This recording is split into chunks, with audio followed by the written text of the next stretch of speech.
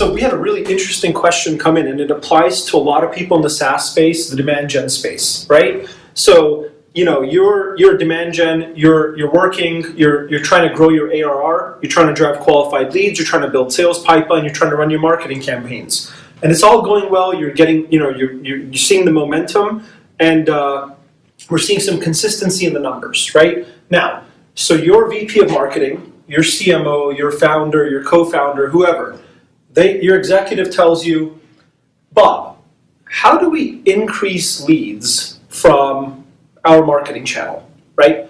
How do we do this? What's our plan? What's our strategy? That's a really interesting question, because they may have noticed in the numbers that the last 3 months have been kind of consistent in the numbers, and they want to see some growth out of it. They want to keep growing the ARR, right? As a venture-funded company, this is really applicable to you, so pay attention. Okay, so how do we increase leads from a given marketing channel? Let's say SEO. Why SEO?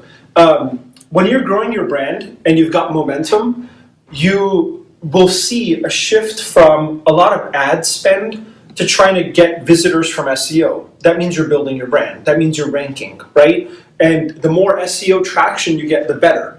But a lot of times in our startups, we don't really have an SEO person in-house. We kind of outsource that work, right? Which there's no problem with as long as you're producing results, okay? But if you're not having SEO and content and demand gen aligned, it's going to create a problem. I'm going to show you how. So let's say we want to increase leads from SEO. What's our approach? Now, I think a lot of SEO consultants may dive right into saying, Ahrefs, SEMrush. Let's look at the numbers. We're a keywords ranking. How are we getting how are we getting traffic? Let's get more of it, right? That's all great, but let's step back a second. Questions about leads, right? So we're really going to use HubSpot or Pardot or whatever you're using as your automation system to kind of figure some of these things out. Here's how I'd approach this. If I'm trying to figure out how do we increase leads, that's what somebody's asking me. What they're really asking me is, they also want to know, right, are leads contributing to the pipeline, the SEO leads? Because if you're just driving a bunch of SEO leads and you get no pipeline out of it, it's useless, right? So let's look at these 3 factors. This question is based on these 3 factors first. 1, visitors. 2, leads. And 3, visitor to lead conversion rate. Here's what happened. I'm consulting for a company right now that's got a crazy amount of momentum. And what's happening is it's cyclical in some ways, like a lot of businesses are, okay? So what we're seeing sometimes is the visitors actually is where some fall off happens, but the leads stay the same from SEO. And the visitor to lead conversion rate actually goes up, right? So 3 months of lead consistency in SEO doesn't necessarily always mean the same thing. Okay, so these are the 3 factors here that you want to dive into, right? The question is how do we grow leads, but you can do it in these 3 ways, right? You want to start with the lowest hanging fruit, which is the visitor to lead conversion rate. If you can grow that, that's going to be amazing, right? That's how you get more leads out of it. But you also want to look at some other things here that we'll dive into. So questions that we need to ask ourselves along the way are, what percentage of leads come from content, right? This is what I mean. There's an entry point where somebody gets to your website. That's how they're a visitor. That's the first page they land on, right? And then there's a conversion point, the point where they become a lead. So an example that's very practical, you write a few articles that are powerful, right? They drive a lot of traffic, SEO traffic, right? So they're on your blog. So the entry point is your blog. It's your content that you're creating. And then the conversion point is the gated content that leads to. So for example, your HubSpot, right? You've got a killer article on, how to budget as a marketer, right? For SaaS company. That leads to a conversion point, which is download our budgeting template, right? Who's not going to want to download that? You're going to get high numbers, probably in the double-digit percentage, right? So that's a very practical example. Now what you do is you zoom out and you see what percentage of our SEO traffic is being driven by content, right? And what percentage is coming in for something else, like case studies, resources, contact us, any of that, right? Then you see what SEO traffic is being driven, right, and converting into leads from gated content, right? Now you'll understand what percentage of your leads come from content versus coming from your brand, your website, your presence, your contact page and whatnot, demos booked, right? So the real answer to dive into this about how do we increase leads is you look at your visitors, your leads, and your visitor lead conversion rate.